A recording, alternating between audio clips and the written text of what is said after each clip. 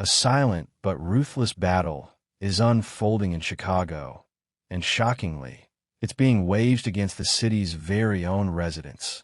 Chicago, famously known as the Windy City, now sees those winds carrying something darker than just falling leaves or gentle snowflakes. Today, those gusts sweep away the last threads of hope for thousands struggling to survive on its cold sidewalks. What once symbolized the proud American dream is now the center stage of a secret war. A war fought without guns or bombs, but one that leaves deep, painful scars on the pavement, in the hearts of its people, and within a city that's losing its very soul. In this video, you'll witness the haunting reality of a quiet yet devastating conflict between Chicago and the homeless individuals who still desperately call it home. Every story here is based on real footage and real testimonies. We're not here to attack or blame anyone.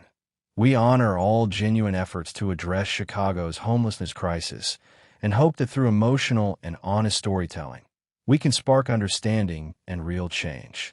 Ready to see Chicago in a way you've never imagined? Let's dive in. For decades, Chicago represented hope, a beacon drawing working-class Americans from across the Midwest.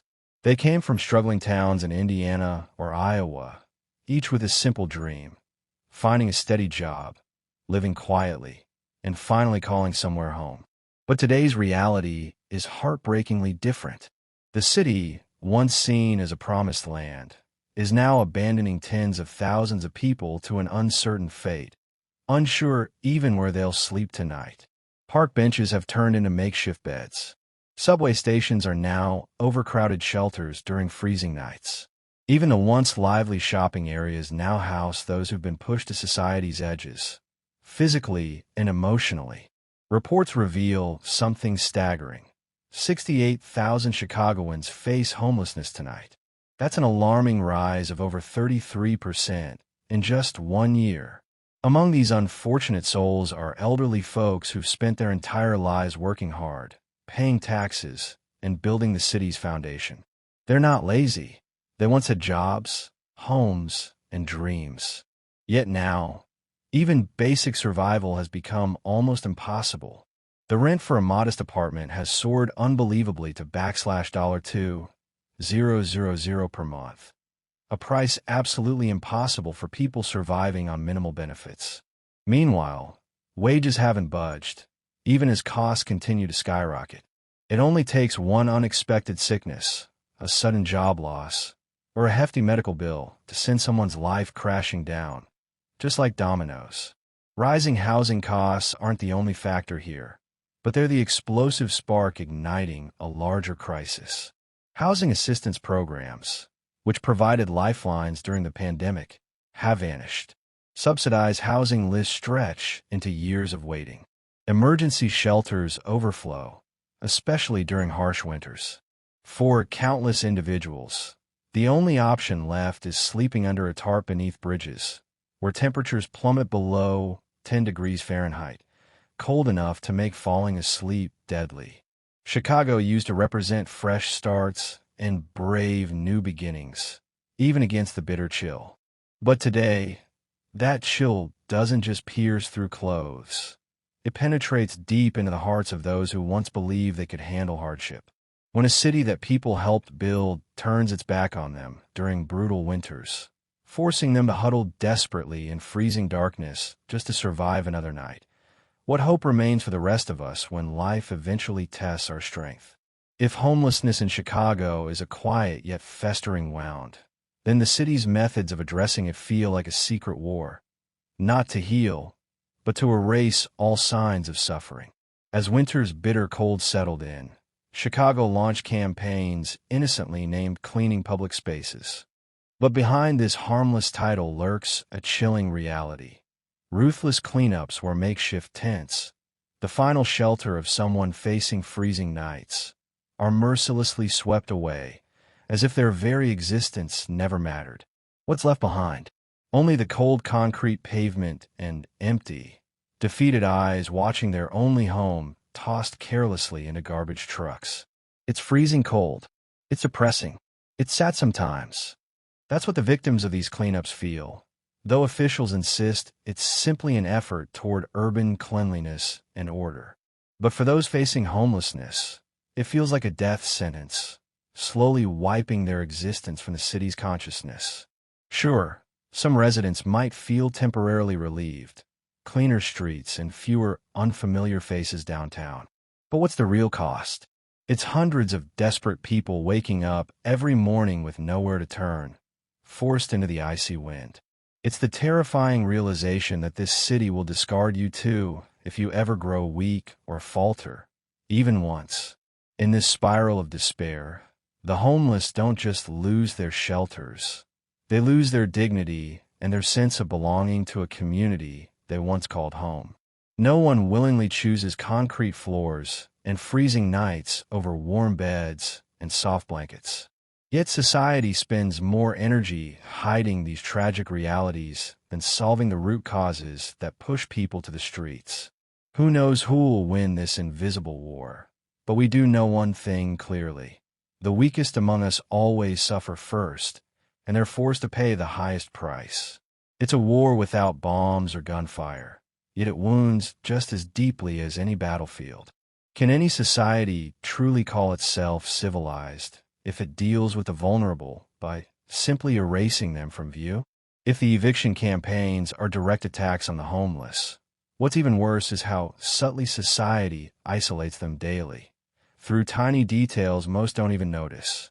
Public benches suddenly divided by cold metal armrests. Heating grates now blocked by metal bars.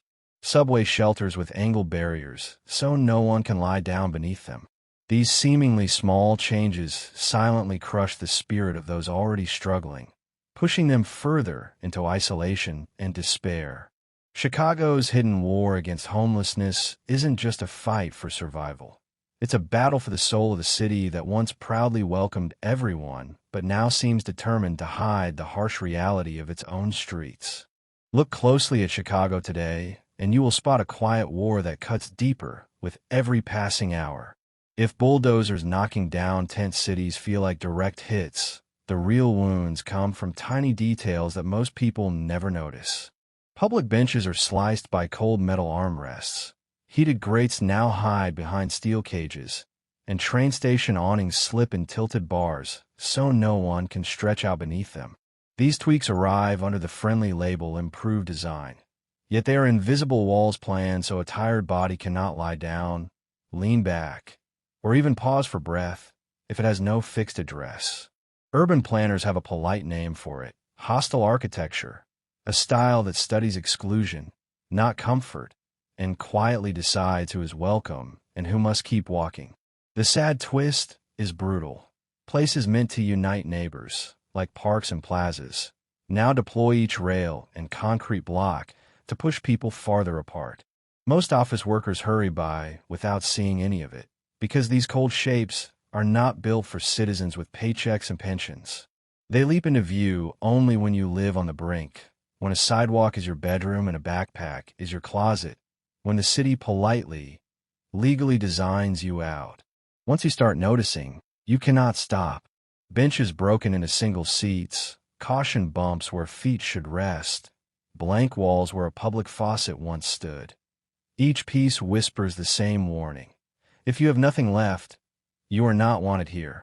Architecture used to lift spirits, bridges for community, pockets of shade for memories, quiet corners that guarded dignity. But convenience for the many now pairs with silent rejection for the few, and the city loses part of its heart. What do you think about these hidden fences raised against the homeless? If a nation brags about growth in dollars, how would it score in kindness? Share your thoughts below and let this debate breathe. Meanwhile, an invisible countdown haunts Chicago nights, ticking in the minds of thousands who must sleep under shaky roofs made of rules instead of bricks. Since last October, the city caps every stay in temporary shelters for arriving migrants at just 60 days. 60 sunrises to find work, hunt for housing, and relearn survival before the door slams shut. There is no pledge of future help, no long-range plan, only the cold sidewalk waiting beyond that final checkout. On paper, the rule looks neat, trimming budgets and easing paperwork, Yet on the street it lands like a final verdict on people already shaken by travel, trauma, and fear. Officials call it rotation to avoid overload, but a newcomer without documents, bank account, or close family has nowhere to rotate except deeper into danger. It is heartbreaking to watch a city famous for fresh starts become a place where the promise of starting over feels like a cruel joke. Shelters list wait times in years, and when a life is measured in mere weeks, the ideal of second chances turns toxic fast. A caring society cannot pat itself on the back after giving the poor 60 days of something like safety, then washing its hands as if duty is done. Because people need more than a blanket. They need a real shot at standing again. When laws can shrink a human timeline to 60 days, what happens when any one of us loses our final support? Chicago pushes its unwanted citizens through an unseen wave of exile. No borders, no headlines, just a silent drift toward the edge of the map. Lose your spot downtown, and you spill into empty lots, under overpasses, onto weed-choked soil by old factories, places where buses stop early and clinics never arrive. The city remains, but suddenly it is no longer yours. Sweeps clear central blocks, yet the homeless do not vanish. They scatter, settling in forgotten pockets where cameras seldom reach. There is no electricity, no running water, no patrol beyond the occasional warning shout. Only darkness, quiet, and the sense of fading from the world. These exiled residents pose no threat. They simply want to breathe, to shelter, to dream again, yet the city's skin tightens like it is allergic to its own builders. Downtown glitters under bright banners while the outskirts shiver in dust and desperation, soaked by the sweat of people fighting to stay upright.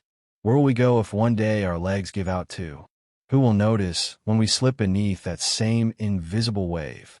For many middle-class citizens, existence feels automatic.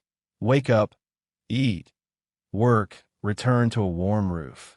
For Chicago's homeless, every sunrise is a test. Survival a privilege earned by luck and endless grit. You do not only have to be broke to end up on the street. You also have to pass an unspoken exam proving you deserve even the meanest shelter. Beds, soup, clean shirts. They are scarce prizes for which the poor must now compete, as charities thin budgets and city staff vanish. Each homeless man or woman battles the cold, battles hunger, and battles the clock for every crust of bread, every pair of socks, every minute of being seen. Most chilling of all is the hush around them. When a community lets its weakest fight each other for scraps, it has surrendered to a brutal rule that only the compliant may live. This fight for breath has no billboards, no campaign slogans, no single villain. It is just ordinary people, once threaded into daily life, now wrestling hour by hour for the most basic right, the right to stay alive in a city that insists it has no room for frailty. Picture a gray morning on State Street. A retired bricklayer, named Miguel, clutches his thin coat, stares at a bench diced into 3 metal slices, and wonders why rest is now a crime. He worked 30 years stacking walls that still stand, yet the very stones he raised now seem to lean away from him, as if embarrassed. Hidden cameras might never record his sigh, but the city feels it, even if it pretends not to. Every removed plank, every spiked ledge, steals 1 more inch of human warmth, turning shared ground into a maze of deterrence. Hostile architecture does more than block bodies. It chips away at empathy. When the poor become invisible, patience for their pain shrinks until it snaps, and acts that once shocked us start to look normal. Now step inside a shelter at dusk. Beds fill by 6, 200 hopeful faces crowd the entrance, and security must turn away half of them with tight throats and even tighter rules. A mother hushes her son by whispering promises she cannot keep, while an older veteran mutters apologies to no one, learning for the 100th time that honor medals do not chase away frostbite. Out on the curb, volunteers pass out peanut butter sandwiches, but supplies run dry long before the line ends. Arguments flare, not from anger, but from terror. Each person fears that losing this single meal might tip their body past recovery. Street medics warn that hypothermia claims toes before dawn, yet donations of socks collapse under demand. When nights reach -20, even a cotton sock feels like armor, and its absence can sign a death warrant. Imagine the noise under the Kennedy Expressway at midnight. Wind turns tarps into drum skins, rattling louder than traffic above, beating out a rhythm of slow desperation. People sleep in shifts so someone can watch for stray embers, rats, or patrol cars, because losing a blanket at that hour can be fatal. Despite everything, tiny sparks of kindness still flicker. An elderly woman who sells pencils by day shares her only candle at dusk, lighting a circle where strangers trade jokes and memories of better weather. Those small acts do not fix the system, but they remind the forgotten that hope can survive even in thin air. Yet hope alone cannot melt steel barriers or rewrite 60-day limits. That task belongs to the city and to us, the viewers, the voters, the neighbors, who must decide whether progress means shiny facades or living souls. Are we sliding into a world where even the right to simply exist must be audited and defended every single day? When wars finish, nations usually list soldiers lost, houses burned, or money spent. Yet Chicago's fight with homelessness hides its wounds in plain sight. The damage does not flash across business channels or show up on bright city maps. Instead, it seeps, bruise-like, into every alley, every doorway, every tired breath. What remains after this quiet conflict is not shattered brick, but a harsher silence. Neighbors hurrying past a human life pressed to the curb, afraid to look too long. Empty lots whisper of shelters that once stood there, still scarred by black burn rings from cooking fires that warmed cold hands only months ago. Fresh paint covers walls where dozens once leaned to sleep, yet that crisp surface feels eerie, spotless, almost cruelly unfamiliar. Crews scrubbed away every trace, as if wiping out tents could magically erase poverty itself. But the only thing truly erased is the memory of those who camped there. Deeper still, a stain now lingers inside the city's shared mind. A quiet suspicion that makes doors lock earlier and hearts harden faster. People glance at someone dozing on a bench, then speed up, because if we pause, we meet the one question nobody wants: what if that becomes me? For a person without housing, the struggle never ends. Even if offered a narrow room, fear shadows every step, whispering that one rule broken means life starts again on the concrete. They live on defense, not out of guilt, but because they know one missed form, one late payment, one complaint, then back to the street.